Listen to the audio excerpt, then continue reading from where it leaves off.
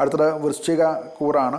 Scorpio എന്നാണ് ഇംഗ്ലീഷിൽ പറയുന്ന പേര്. വിശാഖത്തിൻ്റെ അവസാനത്തെ പാദം, അനിഴം, തൃക്കേട്ട ഈ നക്ഷത്രങ്ങളാണ് വൃശ്ചിക കൂറിൽ വരുന്നത്. ഗൃഹസ്ഥിതി അനുസരിച്ച് 2-ൽ ആണ് ശുക്രനും സൂര്യനും ചൊവ്വയും വരുന്നത്. ജോലി സംബന്ധമായിട്ട് അവർക്ക് ഒരു ലീഡർഷിപ്പ് കിട്ടുന്ന കാലമാണ്. ബിസിനസ്സും മറ്റും ചെയ്യുന്നവരെ സംബന്ധിച്ചും ആ മേഖലയിൽ ഒരു ലീഡർഷിപ്പിൽ ക്വാളിറ്റി തെളിയിക്കും. അതുകൊണ്ടുണ്ടാകുന്ന ഫലം അനുഭവിക്കാനും സാധിക്കും. അതുപോലെ തന്നെ കുറച്ച് അതോറിറ്റി, ഫിനാൻഷ്യൽ അതോറിറ്റി ജോലി സ്ഥലത്തോ അല്ലെങ്കിൽ സ്വന്തം ബിസിനസ്സിലോ അല്ലെങ്കിൽ പാർട്ട്ണർഷിപ്പിലോ കമ്പനിയിലും ഒക്കെ അതിൻ്റെ പുതിയ അതോറിറ്റി അവർക്ക് വന്നു ചേരും. ശമ്പള വർധനവിനെ പറ്റിയുള്ള ചില ആലോചനകളും ഒക്കെ നടക്കും. അത് അനുകൂലമായിട്ട് ഉണ്ടാകാനുള്ള സാധ്യതയുമുണ്ട്.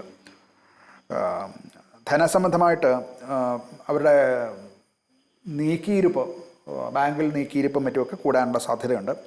എന്നാൽ അതോടൊപ്പം തന്നെ ലക്ഷൂറിയസ് ആയിട്ടുള്ള കാര്യങ്ങൾക്ക് വേണ്ടി ഉള്ള സ്പെൻഡിങ് അത് കൂടാനുള്ള സാധ്യതയുണ്ട്. ആഡംബര ചിലവുകളൊക്കെ കുറച്ച് സൂക്ഷിച്ച് കൈകാര്യം ചെയ്തില്ല എന്നുണ്ടെങ്കിൽ ധനപരമായിട്ട് കുറച്ച് നഷ്ടങ്ങളും സംഭവിക്കാൻ സാധ്യതയുണ്ട്.